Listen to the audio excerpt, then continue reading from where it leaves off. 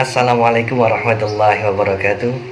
Hamsaina ala fitratil Islam wa kalimatil ikhlas wa ladhi nabiyina Muhammadin sallallahu alaihi wasallam wa la millati abina Ibrahim hanifa wa ma kana minal musyrikin. Alhamdulillah rabbil alamin, hari ini kita bisa berjumpa kembali dalam channel Kapal Tablik bersama saya Bagus Ani Putra. Saya Monika Ani Putra.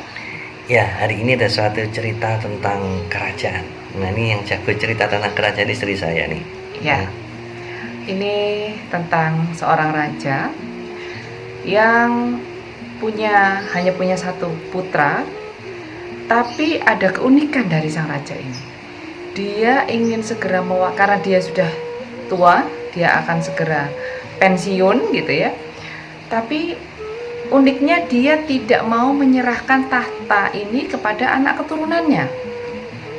Dia ingin yang melanjutkan tahtanya tadi adalah orang awam, siapa saja yang dia anggap pas di hatinya.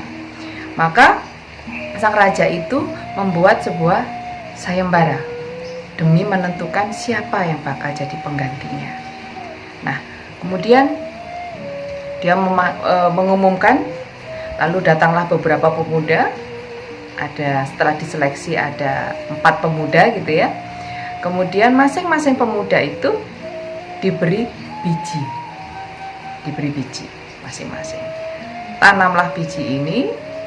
Setelah 2 bulan biji ini hasilnya seperti apa atau apapun, kembalilah ke sini. Maka pada saat itu juga akan aku putuskan siapa yang akan menjadi penggantiku. Begitu katanya. Nah, kemudian seminggu, 2 minggu, semuanya tumbuh subur. Semua berlomba-lomba karena semua antusias dan ingin sekali menjadi seorang raja. Lalu ada satu pemuda ini yang sedih sekali. Karena apa? Karena bijinya tidak tumbuh. Yang lainnya sudah tumbuh subur, mulai ada batangnya, mulai ada daunnya, tumbuh subur, mulai gede. Dia tidak tumbuh. Siapa namanya pemuda itu? Pemuda itu namanya Zainal. Zainal tidak tumbuh punya Zainal. Lalu dia murung. Ditanyalah oleh ibunya, "Wahai anakku Zainal, kenapa kamu murung?"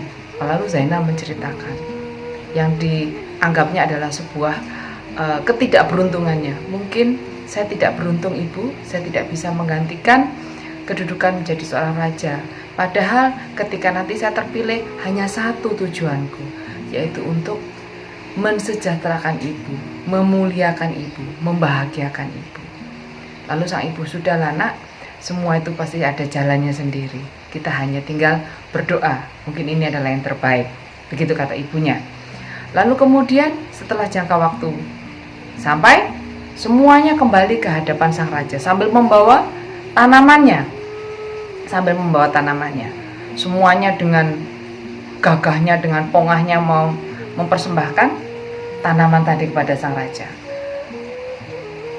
Pemuda yang pertama ini sang raja, pemuda yang kedua, pemuda yang ketiga, terakhir adalah Zainal. Dia tidak tumbuh. Lalu kemudian sang raja sambil tersenyum, "Baik, saya sudah menemukan siapa penggantiku." Lalu sang raja, "Hari ini juga saya akan mengumumkan siapa pemenangnya dari sayembara yang aku adakan." Dan kemudian semua pemuda ini sudah bersiap-siap untuk maju karena yakin bahwa dirinya lah yang menang, karena tanamannya subur-subur semua kecuali Zainal. Kemudian sang raja menyebutkan, "Pemenang dari sayembara ini yang akan menggantikanku sebagai raja adalah Zainal."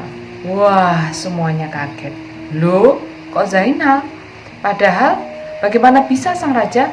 Bukankah pohon atau tanaman dari Zainal, biji tadi sama sekali tidak tumbuh? Dia tidak ada satu batang pun yang keluar dari tanah. Kenapa dia yang menang? Ternyata sang raja menceritakan kenapanya, alasannya. "Ketahuilah bahwa para pemuda, biji yang aku serahkan kepadamu semua itu adalah biji yang sudah aku masak. Jadi matang. Sehingga kalau biji itu sudah matang, tidak akan mungkin bisa tumbuh saat ditanam. Maka kenapa kok tanamanmu semua 3 orang ini bisa tumbuh? Karena engkau menipuku.